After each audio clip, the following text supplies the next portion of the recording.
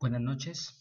Hoy aprovechamos para dar este primer espacio y hablar de lo que significa investigación de mercados internacionales. Pero antes de iniciar específicamente este tema, es importante entender y comprender qué significa hacer un proceso de inteligencia de mercados. Hablando y retomando lo que parte del proceso de lo que hablamos en clase, es específicamente entender la diferencia entre la investigación del mercado internacional y obviamente lo que significa hacer un proceso de inteligencia de mercados. Como les he comentado en clase, una característica que tiene particularmente la inteligencia de mercados es que todo surge o ese análisis de posibles mercados potenciales para un producto surge básicamente de comprender y analizar el contexto de fuentes secundarias para definir cómo me puedo yo acercar a un mercado internacional, mientras que la investigación de mercado internacional es mucho más profunda y me permite a mí darme una idea de cómo puedo llegar a definir la estrategia que más favorezca a la empresa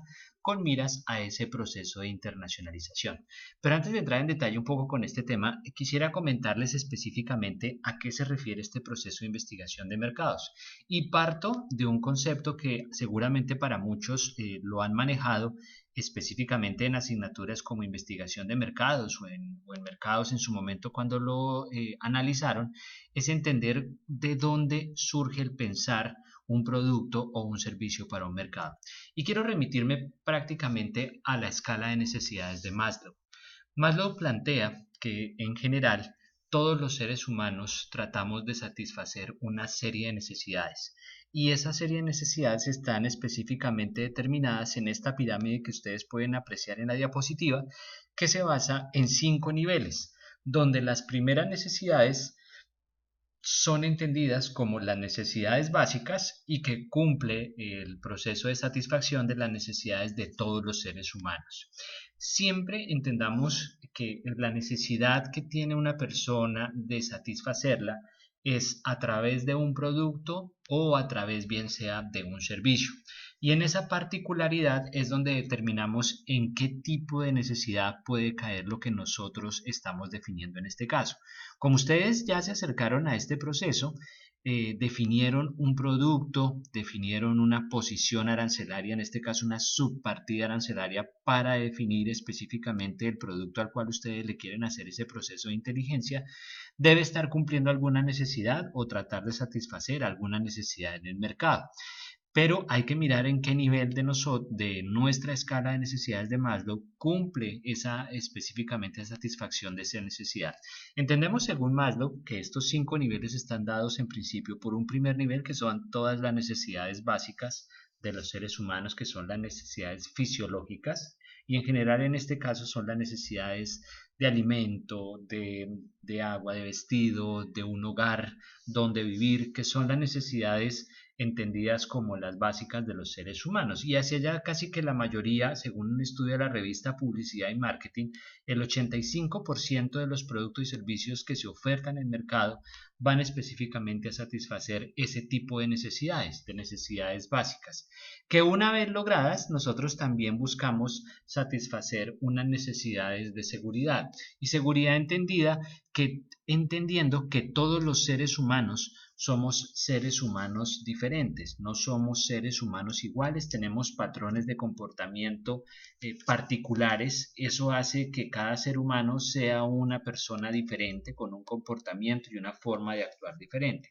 Y en esa misma línea, cuando se habla de esas necesidades de seguridad, lo que se busca es desde esa perspectiva satisfacer esas necesidades de tipo de entender que las personas específicamente son seres humanos diferentes y que luego, gracias a los procesos de segmentación, lo que buscamos es lograr que esos patrones que tiene cada uno diferente se puedan agrupar en formas de comportamiento similares que puedan definir cuál puede ser el segmento al cual el producto debe ir dirigido.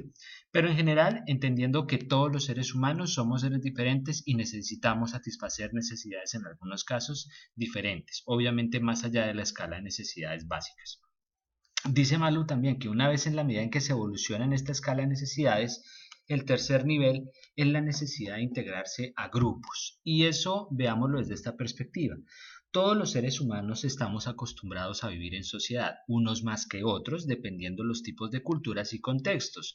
Si por ejemplo voy al mercado de Estados Unidos, es claro que ellos se comportan de una manera muy particular y muchos son hacia una tendencia más individual, mientras que si yo miro el comportamiento y patrones de comportamiento específicamente de Latinoamérica, la tendencia es a que el comportamiento sea mucho más colectivo y muchos en general, nosotros, sobre todo los latinoamericanos, tenemos la tendencia a vivir más en comunidad, mientras que los americanos y en algunos países europeos la tendencia es hacia la individualidad. Y sobre todo, entendiendo que esta necesidad social es el núcleo sobre el cual se construye la sociedad, porque de aquí se da la base para entender específicamente la relación de los seres humanos, de formar una pareja y finalmente hacer una familia, que es el núcleo básico de la sociedad. Pero eso es lo que decimos, siempre todos estamos interesados en vincularnos a grupos, que no nos excluyan, que seamos parte de una sociedad y hacia eso va específicamente este contexto de las necesidades sociales. Por eso, digamos que en la medida en que se crece en esta pirámide de Maslow, lo que se busca es que los seres humanos evolucionen en esa satisfacción de necesidades. Y el cuarto nivel, que es bien interesante en este modelo, es específicamente lograr un nivel de autoestima, porque en la medida en que se cumplen las tres anteriores, la autoestima va a mejorar mucho los patrones de comportamiento de los seres humanos y a responder de una manera mucho más amigable frente al entorno en el cual él se desenvuelve. Por eso se habla mucho de la confianza en sí mismo como ser humano, en el estatus, en la necesidad de ser respetado, porque finalmente todos tenemos autoestima y realmente son muy pocos los productos o servicios que logran la satisfacción en este nivel y son mucho más en temas de enfoque hacia servicios que en temas de enfoque hacia bienes, porque esto es prácticamente una necesidad personal. Y lo que dice lo que logramos en la medida en que se cumplen esas necesidades que les acabo de mencionar, lo ideal es llegar a un último nivel, que es el que todos quisieran llegar, que es lo que denominamos la autorrealización. ¿Y qué es eso de la autorrealización? Es específicamente la evolución personal, la necesidad de superarme como ser humano, el saber que puedo utilizar mis capacidades y superar mis límites, y sobre todo porque en el fondo los seres humanos tenemos una razón de ser por la cual vivir y por la cual existir en este mundo. Y eso es a lo que queremos llegar todos. De hecho, son muy pocos, por ejemplo, los servicios que se enfocan a una autorrealización. Y esto no significa, entiéndanmelo, que alguien que, por ejemplo, un producto, un servicio que satisfaga una sola necesidad no cumpla alguna finalidad con las otras.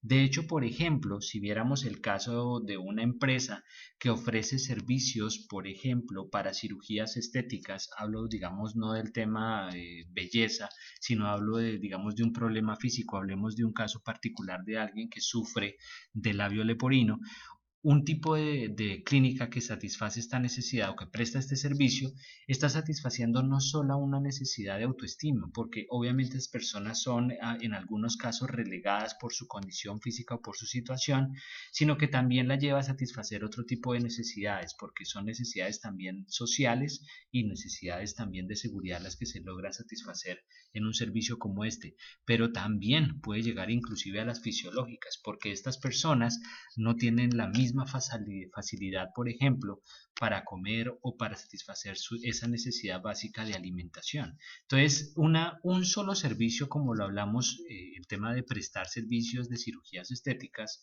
no significa que solamente caiga ese modelo en un tipo de necesidad, sino que puede satisfacer las otras. Inclusive para este caso puede llegar hasta la autorrealización, porque la persona cuando supera este problema físico puede llegar a superar sus propios límites y por eso esas escalas o necesidades al final terminan siendo la base sobre la cual se construyen específicamente la búsqueda de satisfacer una necesidad muy particular del ser humano. Como les comentaba en algunas otras clases, lo importante es entender que estas necesidades que les presento aquí, en muchos casos, lo que nosotros no buscamos es crear necesidades, sino satisfacerlas de una mejor manera.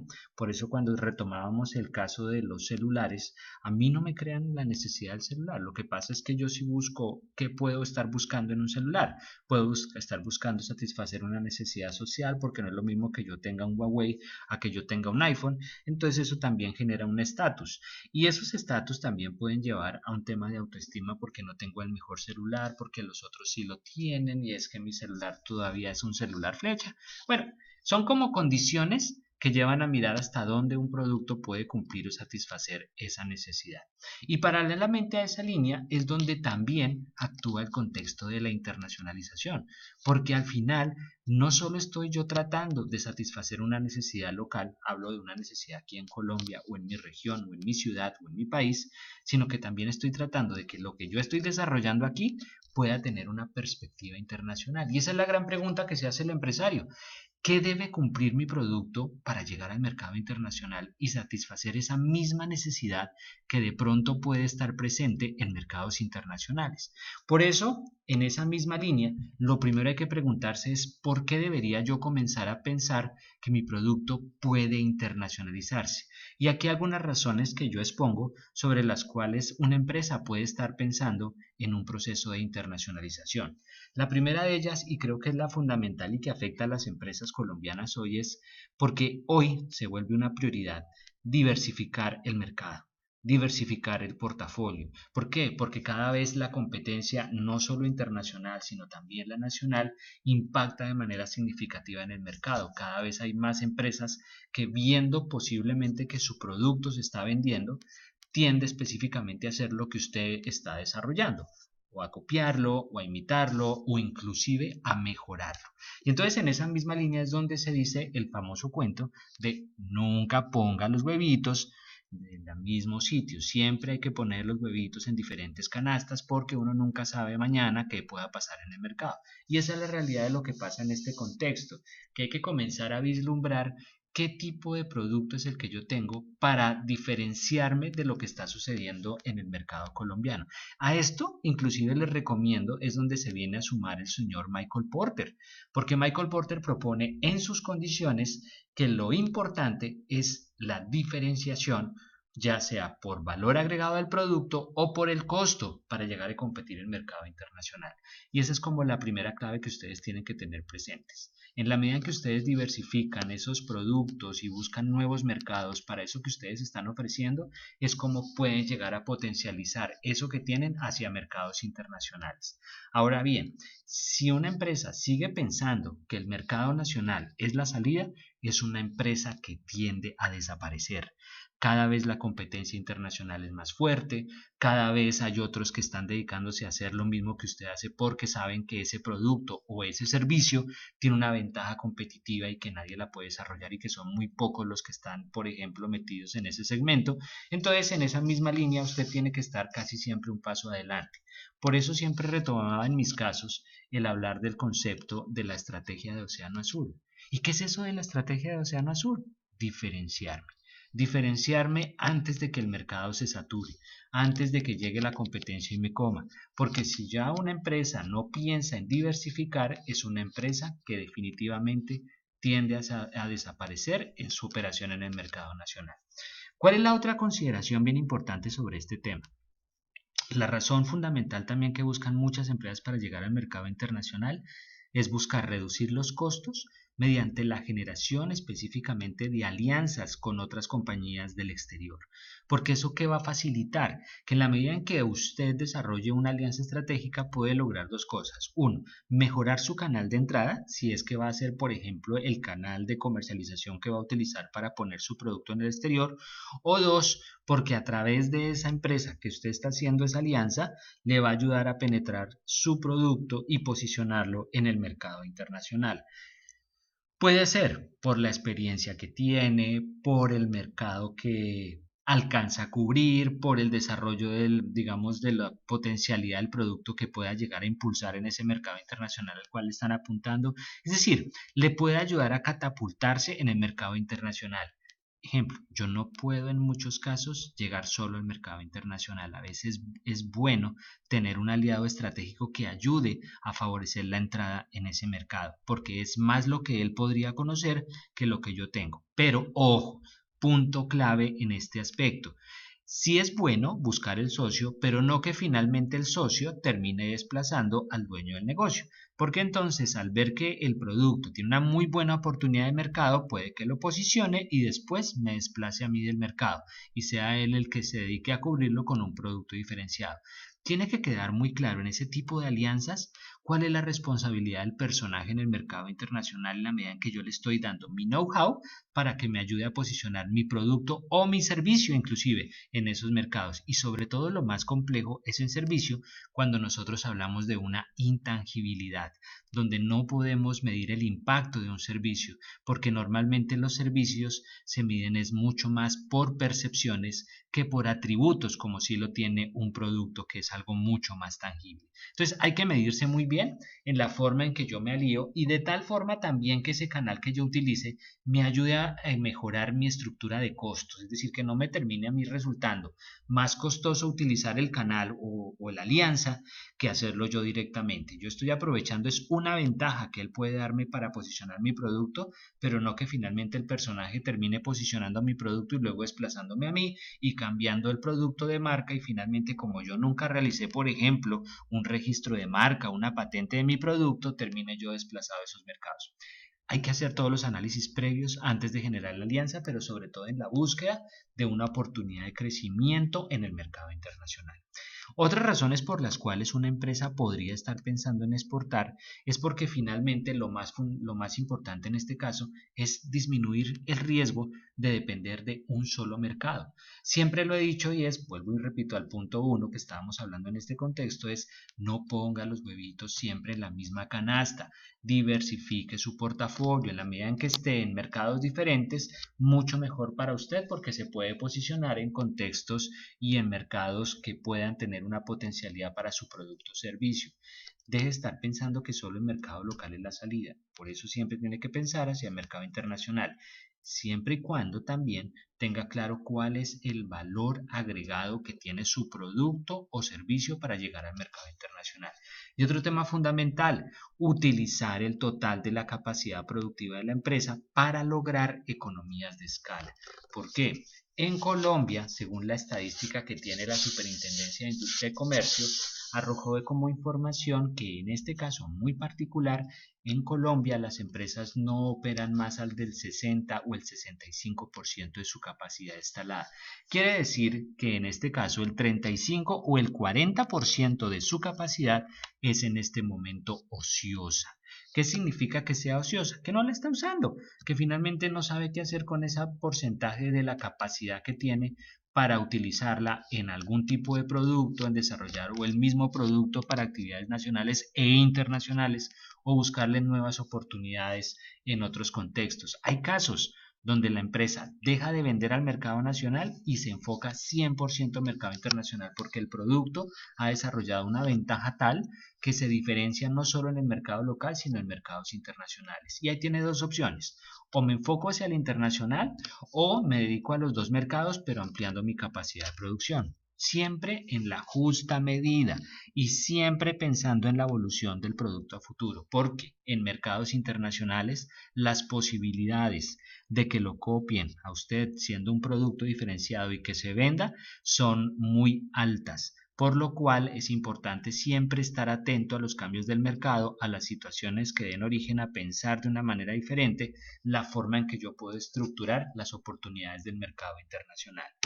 ¿Qué otras razones tengo también para esto? Pues finalmente siempre lo he dicho en mis clases, es aprovechar los acuerdos preferenciales. Una empresa que hoy no aprovecha un acuerdo comercial es una empresa también que tiende a desaparecer porque los beneficios están dados, se eliminan los aranceles, se bajan las cargas impositivas, si usted exporta, exporta sin IVA, es decir, todos los mecanismos están dados para que usted aproveche la entrada hacia el mercado internacional. Y la mejor forma es específicamente mirando cuáles son los acuerdos suscritos y vigentes que tiene el país para sobre esa base determinar cuál podría ser el mercado alternativo al cual yo podría enfocarme y definir mi estrategia de penetración en ese mercado internacional. Adicionalmente, que definitivamente por el mismo contexto de la globalización de la economía, donde ya no somos tan economías cerradas, a pesar de lo que hoy está pensando Estados Unidos frente al tema específicamente de lo que tiene que ver con los acuerdos comerciales, es claro que hoy Estados Unidos depende mucho más de sus importaciones que de sus exportaciones. Y estadísticamente lo hemos visto. En este caso muy particular sucede que Estados Unidos es un país mucho más importador que exportador. Depende mucho más de las economías internacionales que de su propia economía. ¿Por qué? Porque sabe que en esa consideración en donde más demanda es donde puede generar insumos de importación para generar productos de alto valor agregado para la exportación. Entonces, por eso hoy la globalización se vuelve un tema fundamental. Las cadenas de valor están integradas internacionalmente, las empresas hacen parte de cadenas de valor a nivel reconocido internacional y mundial y obliga a que las empresas comiencen a pensar nuevas estrategias para ampliar su capacidad de mercado y, ¿por qué no?, pensar en convertirme en un eslabón de una cadena productiva internacional. Y la última, que no es menos importante en este contexto, es que obviamente para mí lo que más me interesa es generar rentabilidad para mi empresa. Yo creo una empresa para que sea, primero, sostenible en el tiempo y segundo, para que sea rentable. Una empresa que me lleva a pérdidas, pues finalmente es una empresa que no me va a sostener y no me va a llegar muy lejos. Por eso los dos objetivos claves de cualquier empresa que se constituye es uno, buscar la perdurabilidad en el tiempo y dos, la sostenibilidad desde el punto de vista financiero. Cualquier peso o recurso que le llegue a la compañía hay que invertirlo sabiamente, en donde sea necesario invertir y en el momento en que sea oportuno invertir. No en cualquiera de los momentos se puede hacer eso. Hay que mirar la situación actual, diagnosticarse y determinar por dónde debería actuar para lograr posicionar mi producto en el mercado internacional. Y como digo, sobre todo, la importancia de la rentabilidad es porque recuerden que lo que a ustedes le van a pagar por un proceso exportador se lo pagan en divisa, que luego convertido a pesos le genera mayor ingreso comparativamente hablado si lo hiciéramos con una estructura de costos tradicional. Por eso el caso de que cada vez que usted le pagan en dólares, en euros, en yenes o en libras, está generando mayor rentabilidad para su compañía porque está recibiendo el pago en una divisa internacional que tiene mayor peso que si fuera una moneda local. Bajo esas consideraciones, entonces yo pongo sobre la vía, perdón, sobre este contexto, lo que es necesario tener presente para entender cómo un producto puede ser considerado de exportación. Y específicamente lo importante para que los productos sean exportables es que primero los volúmenes de exportación que tengo destinados hacia el mercado internacional tienen que ser viables. Y viables es que, de acuerdo a la capacidad de la empresa, no me voy a inventar una cifra y decirle al cliente, sí, yo me comprometo con 10.000 unidades, cuando voy y pregunto y resulta que la empresa máximo puede dar 5.000. ¿Cómo creen que quedo yo frente al cliente? No, este tipo es un incumplido, este tipo no va a responder con ese pedido, me va a quedar mal, no vuelvo a contratar con él, chao negocio exportación y en la vida vuelvo a exportar. Entonces se vuelve un círculo vicioso donde si yo no desarrollo esa oportunidad para llegar al mercado, definitivamente me va a quedar rezagado y hasta ahí nada que hacer. Esa es como la consideración muy particular cuando se habla de exportación o volúmenes de exportación que sean definitivamente viables. Por otro lado, el abastecimiento del producto, materias primas disponibles, de calidad, con buen precio, con suficiente volumen. Miren, hay casos donde las empresas cuando comienzan a hablar de la exportación dicen, no, es que yo tengo mi proveedor, que él siempre me ha cumplido, me va a mandar la mercancía cuando yo la necesite. Carreta, carreta, entiéndanme esto. No es bueno tampoco depender de un solo proveedor para todo a pesar de que sea muy bueno, porque a veces puede pasar como el caso que nos pareció, que nos sucedió ahora, es que a la medida en que se aumenta, por ejemplo, ese tema de la demanda internacional, yo creo que ya el proveedor me puede responder a esa necesidad. Resulta que cuando voy y miro, la capacidad del proveedor no da para la capacidad del productor. Y como yo siempre dependí de un solo proveedor para todo, que es lo más triste de esto, entonces nunca diversifiqué. Otra vez, poner las huevitas en la misma canasta.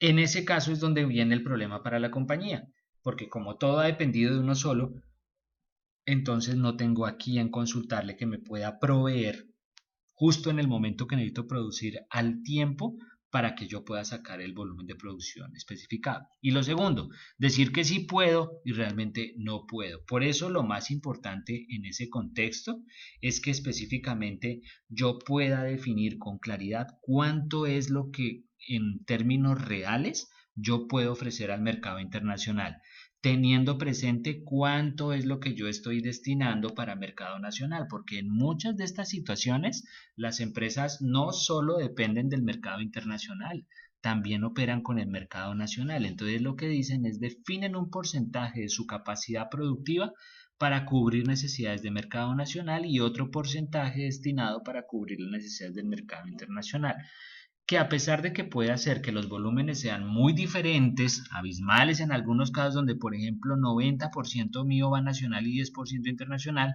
es donde debo darle la vuelta a la balanza y tratar de pensar en subir ese porcentaje internacional y disminuir el mercado local, porque cada vez se vuelve más difícil para la empresa hacerse sostenible en ese contexto. Digamos que esa es la realidad fundamental cuando se habla en capacidad en términos de suficiente volumen, con calidad además y con ventajas de precio. Eso también es fundamental, que el proveedor a mí me venda con un buen precio para que yo lo pueda exportar. De lo contrario, pues mi producto se encarece y ya para el cliente no resulta rentable hacer la operación de comercio exterior. Un tercer factor, y no menos importante, la calidad del producto con diferenciación frente a lo que hace la competencia. Es decir, cuál es mi valor agregado frente a los otros productos que se ofrecen en el mercado. ¿Por qué tendrían que escoger el mío y no el de los otros? Eso es lo que tengo que definir desde el principio. Mi valor agregado es lo que me hace diferente. Mi valor agregado es lo que hace que el mercado escoja mi producto. Mi valor agregado es lo que hace que yo sea el número uno en el segmento en donde yo me encuentro. En la medida en que yo tenga claramente definido específicamente ese valor agregado, es donde voy a tener mayores oportunidades para llegar a mercados internacionales.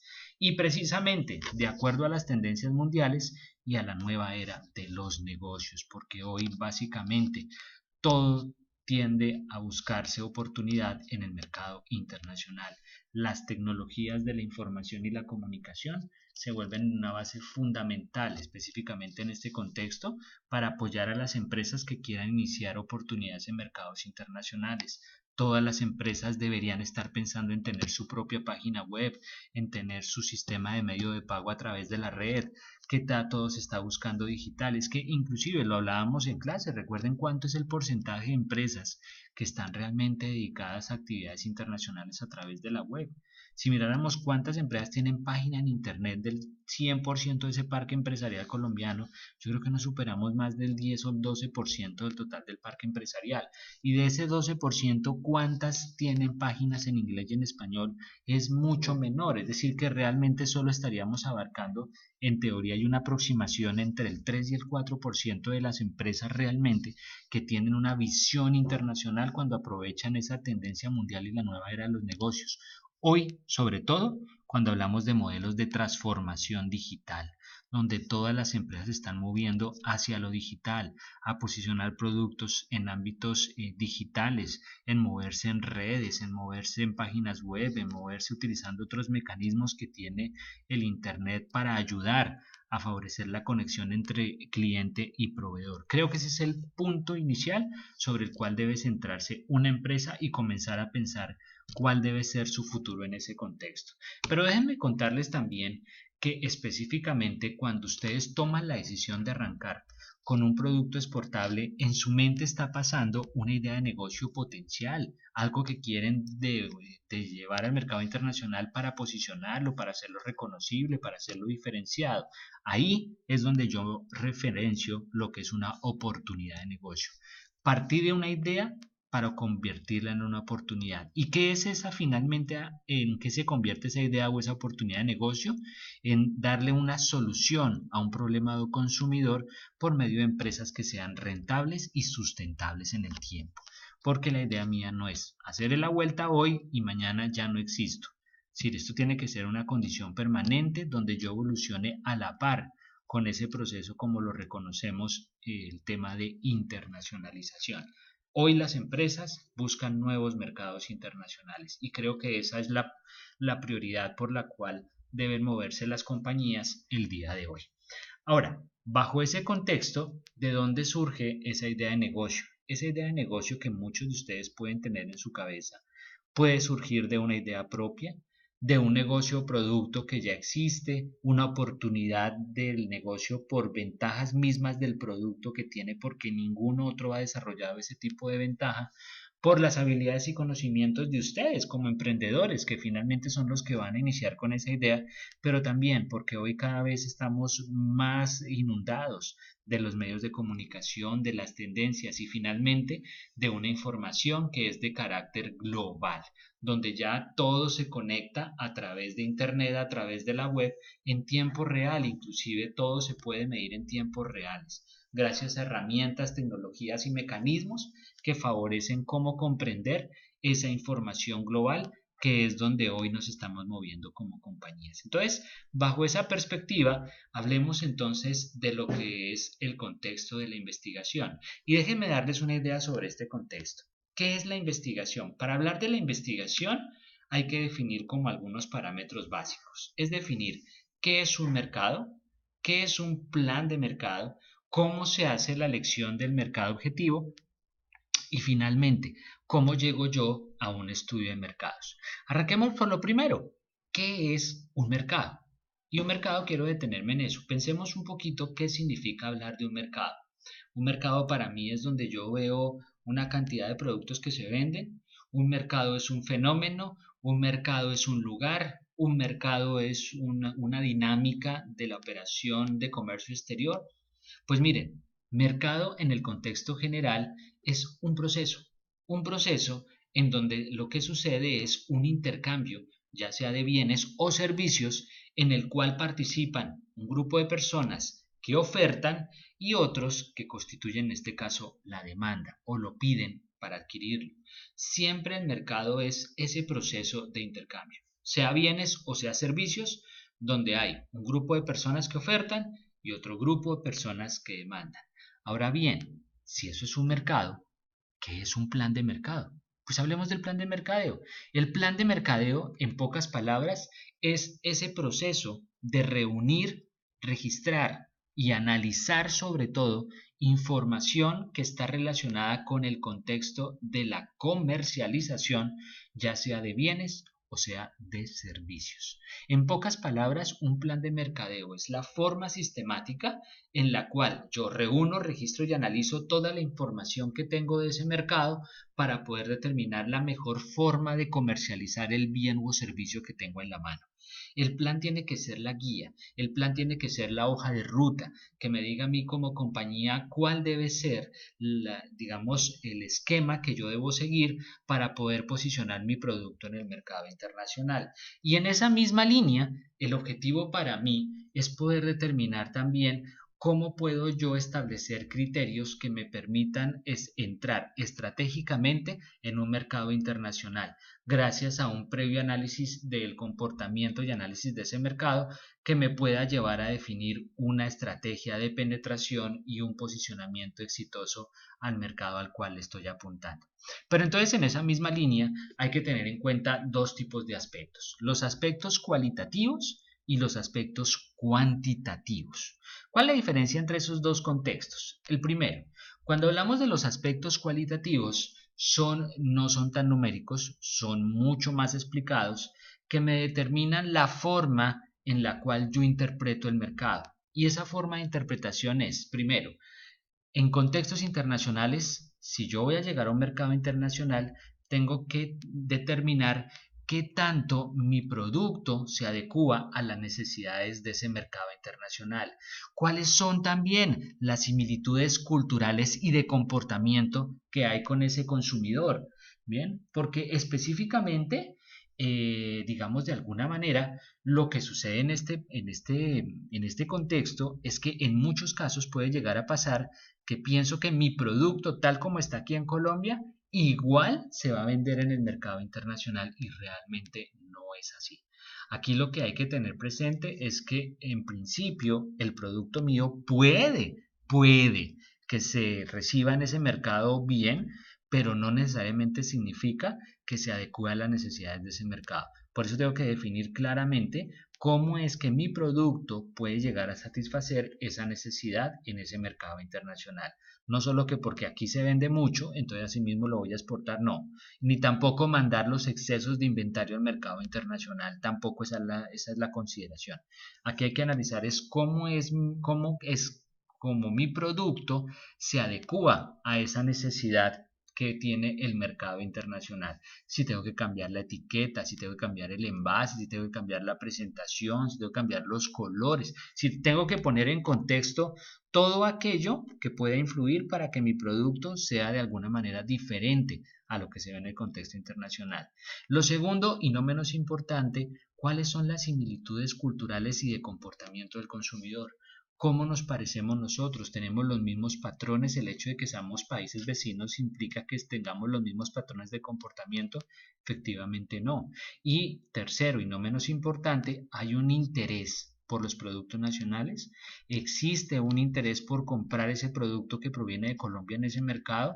A pesar de que exista un TLC o no exista un TLC, ellos estarían interesados en adquirirlo por parte de mi país, que yo sea un proveedor de ese producto a ese mercado. Hay que mirarlo también, porque en muchos casos los productos pueden que sean no muy receptivos en otros mercados internacionales. Ejemplo, caso Nicaragua, yo podría decir, ay, vendámosle a Nicaragua un producto. Sí, lo podemos hacer, pero tenemos un problema. Nicaragua a mí me cobra un impuesto adicional que es el impuesto patriótico. Y ese impuesto patriótico en algunos casos puede llegar hasta el 30% adicional de lo que tiene que pagar de entrada por ponerlo en ese mercado. ¿Por qué? Porque ya tienen el contexto de la, digamos, de la diferencia que hay por San Andrés y que eso ha impactado de manera significativa a su país y por tanto ellos dicen, mientras sigamos en el conflicto de San Andrés, yo no vuelvo a traer productos colombianos y si los traigo les clavo más duro el arancel. O sea, hay que tener muy claro en qué momento podemos mirar esa consideración de que exista el interés. Puede que haya el interés, pero las barreras también nos pueden limitar el acceso. Ahora, buscar mercados donde la competencia es menos agresiva, ¿es o no es una opción? Habría que analizarlo. Entonces, en ese sentido, hay que mirar específicamente si la competencia, en este caso, pues si es menos agresiva, ¿qué va a suceder? Que puede que la empresa, al ver que la competencia es menos agresiva, penetre muy bien y se estanque. Se estanque en términos de que no busque la evolución porque el mercado no tiene la tendencia a seguir los patrones de los nuevos entrantes al mercado, sino más bien a seguir la tendencia de continuar con mi porcentaje de participación, el cual tengo cubierto en ese mercado. Pero cuando la competencia es agresiva, si hay un problema y mucho más reto y desafío para la compañía, porque tienes que estar un paso adelante también de la competencia, porque la competencia está en continua evolución y obviamente hace que yo me tenga que mover más rápido para satisfacer la necesidad de ese mercado. Los acuerdos o preferencias también se vuelven fundamentales y sobre todo, eso es como el punto de entrada para saber si mi producto puede entrar a un precio competitivo en ese mercado internacional. Si lo logra hacer de esa forma en que estamos pensando, es donde el producto puede tener un potencial importante de entrada y lograr obviamente tener un precio competitivo en ese segmento al cual se le está apuntando. Pero también es importante tener en cuenta en esas facilidades de entrada a esos mercados internacionales que también es la logística que conecta mi país con ese país al que le estoy apuntando.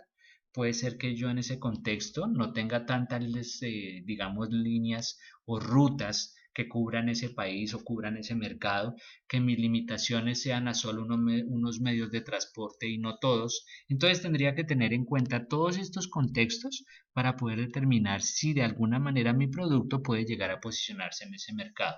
Eso desde el punto de vista cualitativo, porque aquí no estamos teniendo en cuenta muchas cifras de valor o números que me apunten a definir el mercado, porque aquí está mucho más analizado desde el contexto cualitativo que cuantitativo. Ahora bien, si lo miramos desde lo cuantitativo, pues tendría que mirar primero, ahora sí hablemos de distancia, en términos de kilómetros, qué tan cercano geográficamente está de mi país ese mercado al cual estoy apuntando. Lo segundo, medir el tamaño del mercado por el Producto Interno Bruto. Recuerden que el Producto Interno Bruto es todo lo que tiene en capacidad un país para producir bienes o servicios. Si es un país que produce muchos bienes de alto valor agregado y presta servicio en ese alto valor, es un país al cual yo le consideraría no podría vender productos manufacturados porque su nivel de desarrollo es más alto que el mío. Pero si por el contrario es un país donde digamos ese nivel de crecimiento de la industria es mínimo, donde no hay competitividad en las empresas, entonces para mí sí se vuelve un factor clave llegar a ese mercado local, porque sé que ahí voy a encontrar oportunidades para poder posicionar mis productos o inclusive servicios que tengo hoy ofertados día a día. Ahora, ¿qué otra cosa también puedo medir? El crecimiento del Producto Interno Bruto.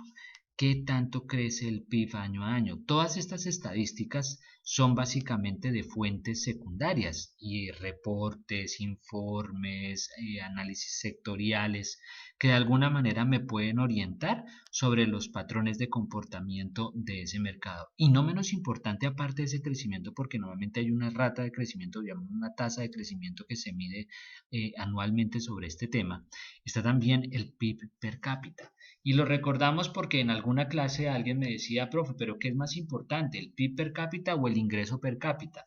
En muchos casos el ingreso per cápita se relaciona con el PIB per cápita, asumiendo que lo que tratan de medir estos dos indicadores es la capacidad de poder adquisitivo de ese mercado para, para lo que es bienes o servicios. O inclusive en otro contexto se había analizado desde el punto de vista de la capacidad de ese país por persona para producir bienes o servicios en ese mismo mercado. Pero independientemente cuál sea el contexto, lo fundamental es determinar cuánto es lo que realmente yo puedo llegar a aprovechar de acuerdo a esa capacidad de pago que tiene ese mercado, porque de alguna manera lo que se definió es que ese punto, ese valor del ingreso del PIB per cápita es la capacidad que tiene ese personaje para adquirir bienes y servicios en un mercado muy determinado. El otro contexto es la población, y la población hay que entenderla que yo como persona, ser humano, terrenal de este mundo, no voy a cubrir toda la población del otro país. Tengo que ser medido en esas consideraciones y definir claramente cuál es el segmento que yo voy a atacar en esa población. A veces en los estudios de mercado y sobre todo en las inteligencias de mercado es donde se tiende a pensar que cuando se habla de población es colocar todo el total de población. No, hay que ser muy específico en la población que corresponde a ese mercado, las características, lo que lo hacen diferente como mercado. Eso es lo que hay que comenzar a definir. Y sobre todo desde el punto de vista de la población. Definir claramente hacia qué segmento de la población va dirigido mi producto. Si voy, por ejemplo, para la gente que habita en zonas urbanas, para la gente que habita en zonas rurales, depende hacia dónde vaya dirigido, esa es la población a la cual voy a atacar. Ahora, importante también, ¿por qué determinar la producción nacional del producto? Porque hay una fórmula que se llama la fórmula del consumo nacional aparente, donde lo que yo trato es de determinar cuál es la capacidad de oferta o inclusive más adelante la capacidad de demanda que podría tener un mercado frente a un producto específico, cuando no dispongo de acceso a las fuentes primarias de información para tener ese dato. De hecho, cuando se habla de esa producción nacional es cuánto ese país produce con respecto a ese tipo de bien. Si no lo produce, pues cuánto importa para cubrir esa necesidad con respecto a ese producto de ese mercado. Por eso es importante medir el crecimiento en los últimos años. ¿Qué es importante también mirar? Las importaciones del producto. ¿Qué tanto ese país importa a nivel mundial de ese bien que yo estoy haciendo el análisis? Porque eso me da un patrón de comportamiento, me dice si el mercado está más destinado hacia la exportación que la importación. Y también, obviamente, paralelamente a ese valor, cuánto es las unidades o volúmenes importados de ese bien, para poder acercarme al precio unitario del producto y determinar cuál es el arancel que le aplica a ese bien que estoy intentando exportar. Entonces, son como las consideraciones que hay que tener presentes cuando inicio este proceso que tiene que ver con la inteligencia de mercados. Y obviamente en esa línea y acercándonos al contexto del estudio es preguntarnos por qué se vuelve importante hacer los estudios de mercado, porque es que finalmente la investigación de mercado me determina cómo es el modelo de mercado, cómo se comporta el mercado, qué características tiene y sobre todo en ese estudio hasta dónde quiero llegar yo con la investigación y qué es lo que yo pretendo identificar con respecto a los patrones de comportamiento del mercado frente al producto que quiero llevar a ese segmento en ese país, porque no es la misma forma en que yo vendo en el mercado nacional, es la misma forma en la cual yo vendo hacia el mercado internacional. Y eso me da un pie para poder decirles cuáles son como esas claves que ustedes deben tener presentes para hacer un buen estudio de mercados. Las primeras, el primero, bueno, llamémoslo así como los puntos clave. El primero, determinar hasta dónde quiero llegar con el estudio y cuáles son los objetivos que me estoy proponiendo con ese estudio de mercado. Que yo quiero solo investigar, por ejemplo, qué tanto se venden las partes para máquina de coser en el mercado de Cundinamarca y Boyacá, por decir algo. Ese es el alcance, hasta dónde quiero llegar con el estudio. Segundo, ¿cuál es el comercio internacional del producto? En eso hablamos desde la balanza comercial, es decir, cuánto es lo que se importa y lo que se exporta del bien. No solo a nivel mundial, sino también a nivel país. ¿Cómo es la evolución de esa cifra en el mercado internacional? ¿Quiénes son los que más demandan el producto a nivel internacional? Eso es otro aspecto fundamental. Los países que en este caso demandan más producto a nivel internacional, cuáles son los canales de distribución más apropiados y ferias para ese mercado. Hay que mirar por dónde voy a llegar al mayorista, voy a llegar al minorista, voy a llegar al detallista, será mejor ir a través de una feria, será ir mejor a través de una macro rueda, será mejor primero hacer una misión comercial, la hago exploratoria, la hago general, ¿cuál es la misión que más me conviene? Eso lo defino en los canales de distribución y ferias. ¿Cuáles son las características del mercado? ¿Qué es lo que conforma el mercado? ¿Cómo se comporta? ¿Qué características tiene al momento de adquirir los productos que yo le estoy enviando? Eso me da una idea de cómo es realmente el comportamiento de ese mercado. El otro y menos importante, las normas e impuestos arancelarios. ¿Cuáles son las regulaciones que debo cumplir para que mi producto llegue a ese mercado? ¿Cuáles son los impuestos a los que tengo que adquirir o tengo que pagar para que el producto se pueda consumir en ese mercado? En muchos casos, gracias a la relación bilateral que existe entre Colombia con algunos otros países, eso hace que de alguna manera esos impuestos o esos aranceles a través de los acuerdos o tratados se minimicen, pero eso no significa que no tenga que cumplir con un aspecto normativo. Recuerden que todos los países tienen unas normas que cumplir en términos de importación y asimismo hay que saberlas asimilar. Y sobre todo, lo tercero y no menos importante, ¿cómo voy a determinar el precio internacional de mi bien que voy a exportar? ¿Qué características va a tener ese precio que yo voy a asignar al contexto internacional? El precio muchas veces puede ir o porque lo defino yo desde la empresa o porque el mercado me da una aproximación o porque definitivamente la competencia me está jalonando la estrategia de definición de precio. Por eso, dependiendo la forma en que sea el mercado, es como yo determino cuál es la mejor estrategia de precio conveniente para ese contexto. En esa misma realidad, quisiera presentarles algunos ejemplos y en este caso voy a leerlos cada uno para que por favor, que luego voy a colocar la actividad en Moodle, es que ustedes me definan cuál sería la mejor estrategia para llegar a ese mercado. Y hablemos de tendencias de consumo. Las tendencias de consumo van definidas de acuerdo a las características de consumo de cada país con respecto a un producto muy en particular, pero en muchos casos las tendencias de consumo son generalizadas, son patrones de comportamiento que se dan en muchos mercados y a partir de ahí yo defino cuál es la mejor estrategia de penetración.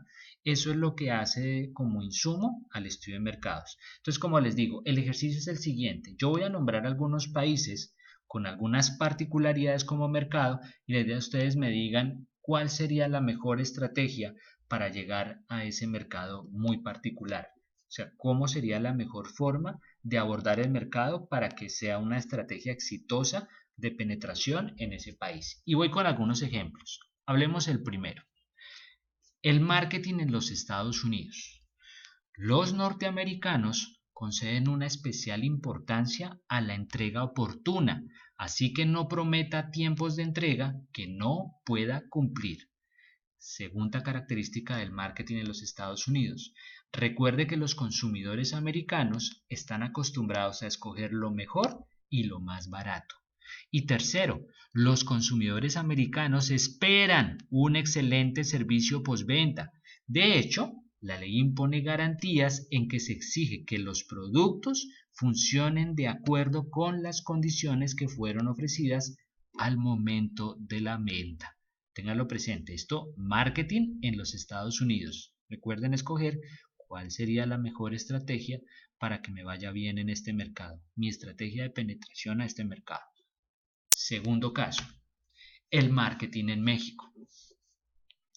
El mercadeo de productos en México es muy difícil y con mucha competencia. De hecho, los mexicanos, debido a su cercanía geográfica y los vínculos comerciales que tienen con los Estados Unidos, están acostumbrados a campañas de publicidad y mercadeo agresivas y muy innovadoras. Ojo con esto, es importante resaltar que el mexicano compra mexicano. Segunda condición del mercado. Tercer mercado, Canadá. Hemos visto Estados Unidos, hemos visto México, vamos con Canadá. Para los canadienses, cuando se inicia en contacto con un cliente potencial de este país, se le debe enviar una carta de presentación conjuntamente con perfil de la empresa, catálogos, lista de precios, muestrario y sobre todo correo electrónico de contacto. Importantísimo, los canadienses se encuentran muy influenciados por la publicidad y por lo tanto son fieles a las diferentes marcas, lo que dificulta el proceso de ingreso al mercado. Los medios más utilizados para la publicidad son la televisión, seguida por los periódicos, las revistas, las separatas, que son los que van incluidos en los periódicos, y la radio. Piensen otra vez cuál es la estrategia para ese mercado. Van tres. Cuarto mercado, Alemania. El mercado alemán se caracteriza por ser un país de regiones y estados descentralizados, y los consumidores de cada región tienen gustos muy diferentes. Una empresa que desee ingresar al mercado alemán debe considerar este aspecto de las regiones en su estrategia de mercadeo y de los canales de comercialización. Ojo, existe un consenso general que las ferias en Alemania son la forma más efectiva de introducir nuevos productos a este mercado. Vayan pensando las estrategias. Vamos 4 países: Estados Unidos, México, Canadá y Alemania. Quinto caso, Holanda. En lugar de trabajar a través de un agente importador mayorista, el exportador también puede considerar la posibilidad de instalarse físicamente en el mercado. Holanda ofrece diferentes fórmulas. Se puede proceder abriendo una sucursal con instalaciones para almacenamiento, hacer uso de los centros de distribución ya existentes o de compañías de almacenamiento. O si es el caso, se puede llegar a acuerdos especiales con una compañía de almacenamiento o un consignatario a fin de diseñar una fórmula a la medida. Esta es la característica del mercado de Holanda. Vamos ya, 5 casos. Sexto caso, Dinamarca.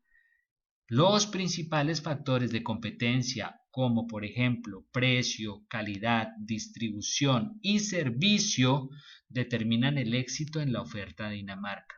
Los daneses no cambian a sus distribuidores fácilmente debido a que los lazos comerciales con ellos se han mantenido a lo largo de los años. De hecho, la mayoría de los exportadores que introducen un producto nuevo en Dinamarca deben contar con la fuerte competencia nacional, con abastecedores norteamericanos que ya están establecidos y sobre todo de otros abastecedores de países del tercer mundo. Muchas compañías danesas prefieren hacer sus compras a través de los distribuidores agentes ya establecidos que a los proveedores extranjeros. Piensen en la estrategia. Vamos con otro país. Irlanda. El telemercadeo es uno de los métodos que más ha hecho crecer el mercadeo directo en Irlanda y el más utilizado por las empresas. Este servicio es prestado especialmente por compañías internacionales y estas están prestando el servicio desde Irlanda. Piensen entonces cuál podría ser la estrategia para este mercado. Y en el caso de España, el crecimiento que ha tenido España en los últimos años ha traído como consecuencia la expansión de canales de distribución que van desde lo que es la tienda tradicional hasta grandes cadenas multinacionales de supermercados y centros de ventas al detalle. Los principales centros de distribución están en Madrid, Barcelona, donde los agentes y distribuidores tienen sus oficinas. Piensen en estrategia de penetración en el mercado español. Y cierro el caso con el marketing en Reino Unido. Y es que el Reino Unido se caracteriza por tener una gran variedad en tipos de canales de distribución. Existe desde empresas extranjeras que tienen subsidiarias en el Reino Unido hasta importadores especializados que compran y venden por su propia cuenta. Entre esos dos extremos, de obviamente el importador especializado y la subsidiaria, están los agentes que cobran comisión, corredores también, distribuidores y mayoristas, los intermediarios entre esos dos extremos. Entonces analicen la forma o la estrategia de penetración en el mercado de Reino Unido. A partir de estos ejemplos, ¿cuál es el ejercicio? Por cada país de los que acabo de mencionar, definan una estrategia particular de penetración hacia esos mercados. Este será el primer paso antes de que hablemos de la matriz y podamos acercarnos a un perfil de mercado internacional. Espero que ustedes este primer caso lo tomen de referencia y sea como el primer ejemplo que podamos retomar, que luego los trabajaremos en clase la próxima semana, para que miremos cuáles son las posibilidades que tiene una empresa al momento de definir su mejor estrategia de penetración en el mercado internacional. Agradezco su atención a este espacio y espero sea de utilidad para desarrollar esta primera actividad de clase que, como saben, la hacemos a distancia, pero espero que ustedes la puedan desarrollar en la clase y la próxima sesión. Muchas gracias por su atención.